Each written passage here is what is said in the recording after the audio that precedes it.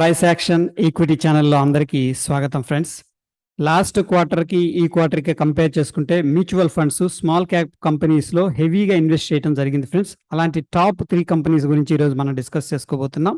ఆ వేరియేషన్ ఎంత పర్సెంటేజ్ ఉందో కూడా చూద్దాం ఫ్రెండ్స్. థర్డ్ది వచ్చేసరికి ఫ్రెండ్స్ మనం ఇక్కడ చూసుకుంటే barbecue nation hospitality.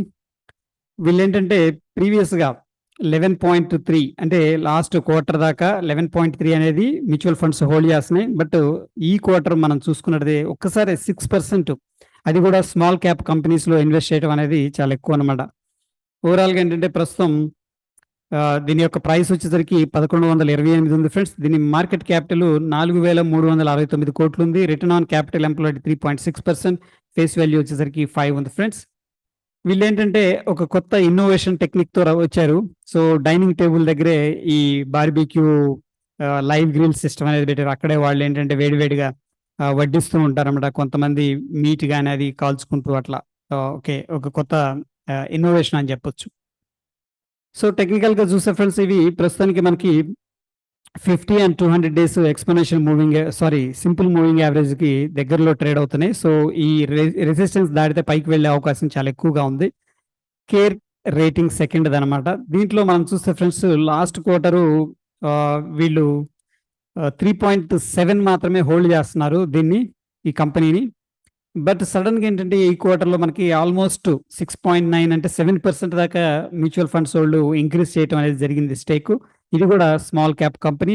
Market capital వచ్చేసరికి 1491 కోట్లు ఉంది ఫ్రెండ్స్. ప్రస్తుతానికి కరెంట్ మార్కెట్ ప్రైస్ 505 దగ్గర ట్రేడ్ అవుతుంది. Return on capital employed 16%, face value 10 rupees ఉంది ఫ్రెండ్స్. వీళ్ళు ఏంటంటే కార్పొరేట్ కంపెనీస్ కి రేటింగ్స్ అనేది ఇస్తుంటారు అన్నమాట. వాళ్ళకి క్యాపిటల్ ఏదన్నా రిస్క్ ఉంటే వీళ్ళు అసెస్ చేస్తుంటారు. వాళ్ళు ఏంటంటే రైజ్ చేసుకోవడానికి ఫండ్స్ రిస్క్ లో లేకుండా చేసుకోవడానికి ఓవరాల్ గా ఏంటంటే రేటింగ్ అనేది ఇచ్చే ఏజెన్సీ అని చెప్పొచ్చు.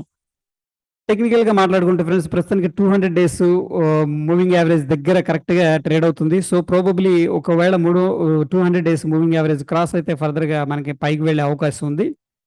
అండ్ లాస్ట్ వచ్చేసరికి ఫ్రెండ్స్ ఎంఆర్ఎస్ బెక్టార్ ఫుడ్.